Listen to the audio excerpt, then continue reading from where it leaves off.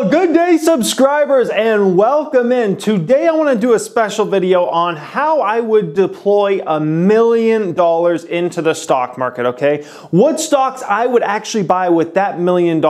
And for today's video, we're going to assume that this is my only money that I have in the stock market. So it's not like I have a bunch of different stock market accounts. We're going to assume that I just have this $1 million that's given to me or I made or whatever. It's sitting there and I have to invest in the stock market. And I kind of want to give you like the amounts of money I would put in each stock, in each individual stock I would buy, why I would buy those particular stocks. So I hope you guys really enjoy this today. Some people would say if they had $1 million, they would just put in an index fund or something like that that tracks the S&P or the NASDAQ or something like that. And that's fine. You could probably make your 8% or so a year, maybe make 80 grand a year off that. There's nothing wrong with that. For me, I want something more aggressive. I'm always looking to build bigger and bigger and bigger. There's really no amount of money I can like think of that I'm like, I would just stick all that money in an index fund. Like everything I want to grow over time, all right? So I hope you enjoy this video today. Hit a thumbs up if you enjoy these type of videos. By the way, if you want to check out any of my stock market courses, membership, or anything like that, they're all linked down there in the description. So if you're interested in that, you can check it out. So let's start out here at the top. So my first stock, my biggest stock, I would put about $250,000 in, okay? So that's about 25% of the portfolio I would be putting in this stock. And the way I think about this first stock is I want a stock that definitely represents good upside. When I think about good upside, I'm thinking like this stock could possibly double or maybe more than double over the next 3 to 5 years. That's the type of stock I'm looking for as far as upside. On downside, I definitely want a stock that has very little downside risk as far as like their business model becomes irrelevant over the next 3 to 5 years, or the company can't grow or anything like that, okay? So I'm trying to stay away from those type of companies. And also I'm looking for a company that doesn't have like some type of ridiculous forward PE ratio on it, like in the hundreds or something like that, okay? So that's the type of company I'm looking for. So for this one, a company that would meet my criteria for this would represent as Facebook, okay? Facebook is kind of the perfect stock for this first stock because it represents a stock that has a fairly low forward PE on it. I think we're at a 18 or 19 forward PE on this company. They have massive growth potential still for this company over the coming years when you think about all the different platforms they own, not just the Facebook platform, but also Instagram, also WhatsApp, also Facebook Messenger, also Oculus, also like, other niches they're going into based upon different platforms. So you can think of something like Facebook Marketplace. You can think about Instagram Shopping, which is coming. You can think about Instagram TV. You can think about a lot of different things that Facebook's going to be doing in the future that are going to build bigger and bigger platforms off of these other big platforms they've already built, okay?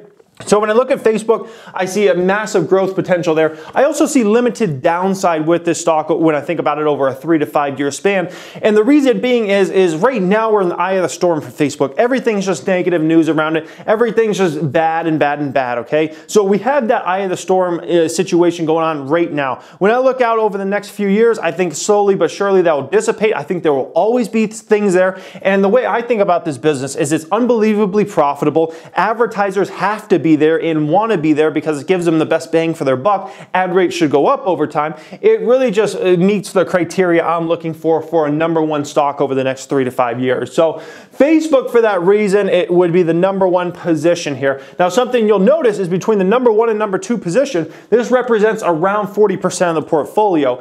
And that's a number that I have come to over time, okay? There was a time when I would invest 40, 50, 60, 70% just in my number 1 stock alone, never mind, a total amount between the top 2 stocks.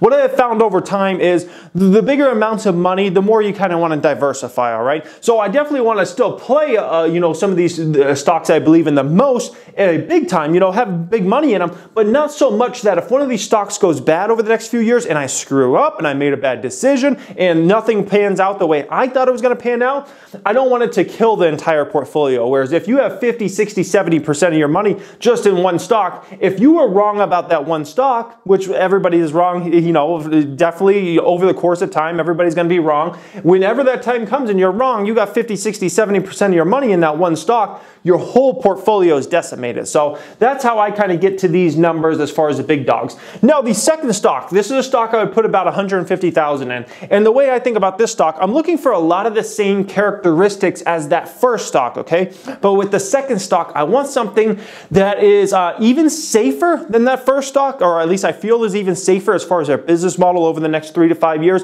And I want a stock that would likely pay a dividend. That's my ideal goal there, okay? Something that pays a dividend and something that I feel like maybe it doesn't have quite as much upside, but at the same time, the chances this business model would be eroded over the next 3 to 5 years is almost impossible. Everything's possible, but it's almost impossible. And for that stock, what represents that stock to me? It's good old Apple, okay? Apple represents this 100% for me. And the reason being is you think about their iPhone business, very consistent business, like people's iPhones break or they want to get something new, they get a new iPhone. You think about the ASPs for iPhones, they're just going up and up and up. All right, you think about services, that's growing at a 30% plus clip, and that's just a massive profit engine for the company. They have their iPad business, which is very consistent, their Mac business, which is very consistent, their accessories business, which is growing very fast. You can think about the ear pods, you can think about things like Apple Watch, a lot of those type of things, okay? And then never mind future products, all right? So the way I look at Apple's business model, it's about as solid of a business model you can possibly have literally out there in the entire world, okay? When I kind of look at their business model. So, and also they pay a dividend. They should be likely upgrading that every single year by quite a bit. So when I look at Apple, it kind of meets that perfect criteria for my second stock. So between Facebook and Apple, 40% of this $1 million is in there, about $400,000, all right? Now, for these next three stocks make up a total of 37.5% of the portfolio. And for these next three stocks, I'm looking for growth, okay? I'm looking for companies that are fast-growing companies, that are, have a lot of trends going for them that are very, very positive things. Those are the type of businesses I'm looking for, all right? So for this first one, the company I would put here in this category is Alibaba, okay? Alibaba. Now, all three of these companies, you could say, have a little more risk than what these companies do, but they're also expected to grow much, much faster when you look out over the next 3 to 5 years. Alibaba, this is a company that I feel if this was not a Chinese company, this would be arguably the second most valuable company in the world right now. Right now, Alibaba is trading a little under $500 billion market cap. I think this would be a $1 trillion+ market cap if this was an American corporation putting up these type of numbers. But because it's a Chinese corporation, there's a lot of fears about China and their economy could be weakening. There's just a lot of distrust in the Chinese numbers and things like that. And so for that reason, Alibaba, technically, I guess, has more risk. But I can guarantee you, if this business model was an American business model, it would be trading at a ridiculous premium to where it's trading at right now, okay? So Alibaba, when I think about, all their platforms that are growing as far as the retail side, when I think about new retail, when I think about that cloud business, when I think about delivery, they're doing so many huge things out there in China right now and trying to expand that business into a worldwide business. When you think about AliExpress and some of those kind of things, when you think about Ant Financial and what that's doing, there are so many massive growth levers for this company that this should be a stock that grows massively over the next 3 to 5 years. And then pretty much regardless of what happens in the Chinese economy, like if the Chinese economy was just stagnant for the next 3 to 5 years, like Alibaba should still be able to grow at a very rapid clip because they have that many growth levers for that company right now, all right? The next stock down here, looking for another growth stock. This one's a really, really small market cap one, and it kind of represents a growth, a stock that has so many trends going forward in the future, so well run. And this stock would be Cirrus Logic. Okay, Cirrus Logic is a very small market cap company, about a little over $2 billion. They're a semiconductor company, all right, and they have some great things going for them because they're all about audio and voice. All right, that's their specialty. If you look at the teardowns of any iPhones or things like that, iPads, you're going to find a bunch of Cirrus Logic chips in there that are either amplifiers or amplifiers for biometrics that actually give you, feedback in the phone, or we're talking about smart codecs, things like that. They're going to be expanding into the microphone business, doing a lot of big things there. So when I look at Cirrus Logic, it represents a massive opportunity in front of that company. They're really the only semiconductor company in the world that is fully focused on audio and voice. And when you think about people getting Amazon Alexas or Echoes, things like that, Google Home, the Apple HomePod, all those type of devices that are going into the home all have ways you can speak to them, right? And they all need microphones and they all need audio chips in them and amplifiers and things like that. Who's in a very good position to grow massively from that? Cirrus Logic. When you think about wearables, when you think about Apple Watch and wearables like that, headphones that are just getting more and more popular, wireless ones, all these represent massive opportunities for Cirrus Logic over the next 3 to 5 years. first. So when I look out at the way the world is going, the way the tech world is going, audio, voice, all this stuff becoming more and more important, your phone becoming a louder and louder device, all those type of things, right? When you put it on speaker or you want to play music from it. This all benefits Cirrus Logic in a massive way. So it puts the company in such a good position of power for really, capitalizing on this major opportunity in front of themselves, all right? So Cirrus Logic would represent that. Next one here, we're looking for another growth stock. And for this growth stock, it's honestly my best stock I've had in 2018 that I've invested in. And this company is Callaway, all right? Callaway, ticker symbol ELI. This one represents a huge upside as far as golf goes right now. Golf has bottomed and is really starting to come back in a massive way. And you have Tiger back on tour playing very good golf, getting a lot of people interested in golf again as far as watching on TV. When they watch it on TV, they go buy clubs, they go buy balls, they go play, golf and things like that. And so this is all just helping Callaway's numbers. And if you look at Callaway's numbers over the past year or so, they're strong and they're actually getting stronger. They doubled their adjusted EPS last quarter, guys, year over year. That's amazing, okay? And they also have a almost 15% ownership stake in Topgolf, which is expanding not only all around the United States, but internationally as well. So that investment there is just becoming a bigger and bigger value proposition for buying Callaway stock. So when I look at this, Callaway represents a great growing company, great management team, and a lot of opportunity in front of it, all right? So those kind of represent the growth names that maybe have a little more risk than the first names up there, all right? But all of them have massive opportunities in front of themselves over the next 3 to 5 years. Now for these next two stocks. These next two stocks make up 20% of the portfolio total, 100,000 and 100,000. These next two stocks, what I'm looking for is I'm looking for stocks that as the American economy grows, these type of stocks end up doing very well over time, all right? And so the first one I kind of think of is I want a home builder, okay? So a home builder. As America does great over time, people buy homes, that's just the way it goes, okay? And so when I look at this, I see a company like Toll Brothers that is gonna benefit in a huge way over the coming years.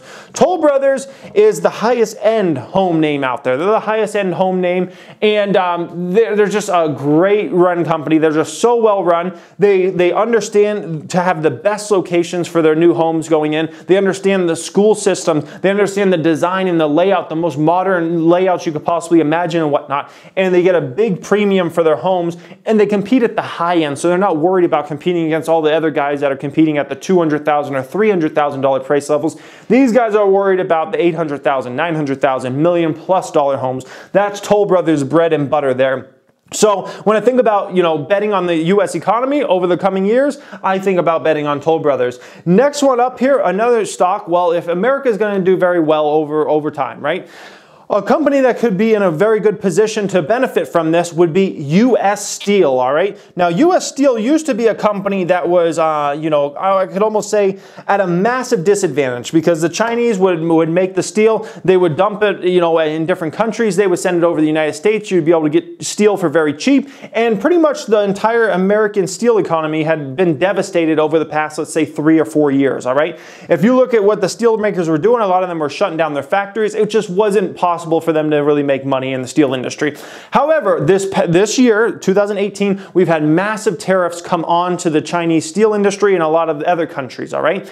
And what this has done is this has raised the price of steel and has put U.S. Steel in a position of actually power now, and has put them in a position where they're restarting a lot of their factories and they're making a lot of profits now, okay? So when I think about as long as there are tariffs on the Chinese steel makers and some of those other countries, right?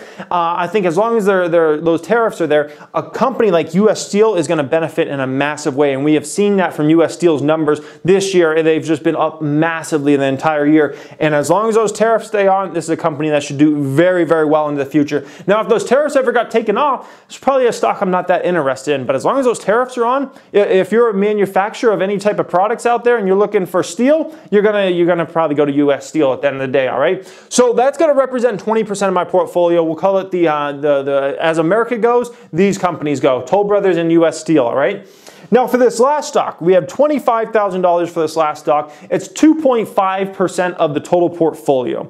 The way I think about this last stock is I want something that is gonna get my blood flowing, okay? A lot of these companies, honestly, they're not gonna get my blood flowing, okay? Maybe Cirrus Logic a little bit, but most of these companies are just solid companies that should grow very nicely over time. Facebook, Apple, Alibaba, Callaway, Toll Brothers, US Steel. There's stocks that over the course of time should do very well, okay? But it's not like there's some type of major opportunity in most of these stocks that I'm like, oh my gosh, this company could be a 10-bagger. That's the type of stock I'm looking for this last one. I'm looking for a spec stock. I'm looking for something that, yes, it absolutely has more risk than the average stock. Maybe it doesn't have the best financials or something, but when I look at the business model, I'm like, wow, this has such big opportunity in front of itself. And for this last one, some of you might already know what this last one is. It would be Tesla for me, okay? This is ultimate spec stock here. You know, they have such huge opportunity, but right now the financials are still ugly in terms of, you know, the money they've been losing. This could turn around. We don't know. Obviously, you got the Elon Musk factor, which is like, you know, a positive and a negative because he tweets out something and the next thing you know, the stock's down 7% the next day, all right? So it's definitely a stock that can be stressful, but it's a stock that has massive opportunity over the next 3-5+ years, guys. So that is how I would build out a $1 million portfolio. I want to know from you guys what stocks you would buy with $1 million. How would you divide it up? Let me know in that comment section. I'm going to be reading through them all. I would love to hear from you guys as always. Remember, if you want to check out any of my courses or anything like that, they're linked in the description. Also, my Instagram's linked down there. Thank you for watching and have a great day.